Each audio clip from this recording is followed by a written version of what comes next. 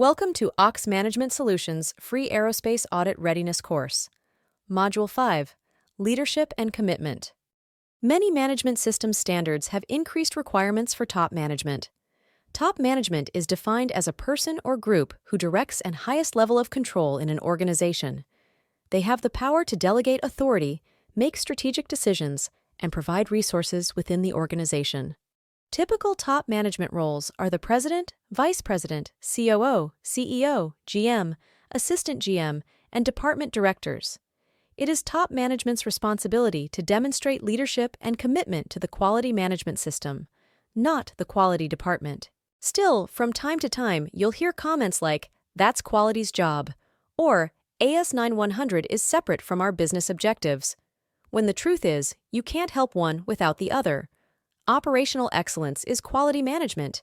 In fact, it is mandatory that QMS requirements be integrated into business processes.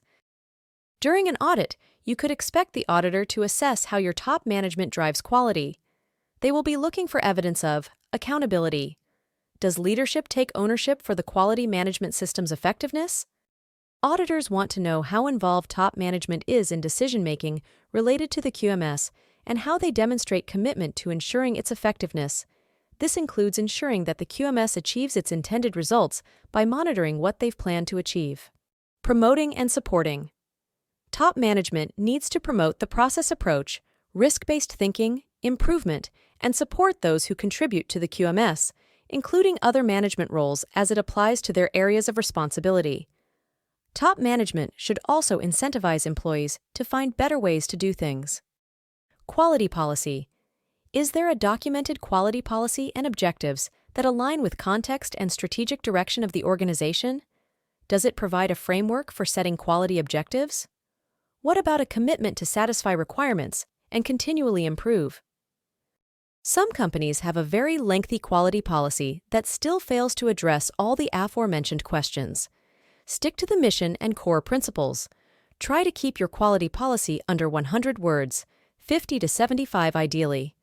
This will compel you to choose words carefully and avoid clutter and confusion in your statement. Resource allocation.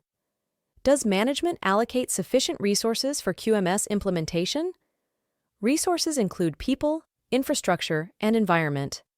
The evidence of this should be on your KOTO log. If insufficient resources is high risk for you, maybe your mitigation plan would be to create a resource allocation plan. Communication. Is the quality policy effectively communicated throughout the organization? Employees must be aware of their individual contribution to the company's overall success and commitment to quality. Auditors are known for asking employees what their quality policy is and what it means to them, which is another reason to keep the quality policy short. It's not meant to impress auditors or customers, it's meant to inspire your employees. So make sure it's visible and easy to reach. Some companies even print it out on a card and attach it to their ID badge clip. Customer focus. The evidence of this should be on your KOTO log, backed by performance metrics, and even in your meeting minutes. Ultimately, everything you do or say should be focused on having a positive effect on the customer. Continuous improvement. Does leadership conduct regular reviews to assess QMS performance and identify opportunities for improvement and innovation? Do they continue to try to close the gaps between what the customer wants and what they're currently getting? Organizational roles, responsibilities, and authority. It starts with clear job descriptions which defines roles and responsibilities, accompanied by documentation that shows an employee is competent enough for a specific role. You also need a clear organizational structure that shows the chain of command and the departments or teams that are either grouped by function, product line, or process. Your procedures and work instructions shall identify who has decision-making authority and their scope of control. A secure way to do this is to have your IT person control permissions for each employee through either their badge number or computer log credentials. Lastly, the organization must appoint a management representative for the responsibility and authority to manage everything we've mentioned. In addition to any planned and implemented changes to the QMS, this management representative does not have to be a top manager, but they must be a manager. They cannot be the janitor. This manager shall not be bound by chain of command when it comes to resolving quality issues which involve other top managers.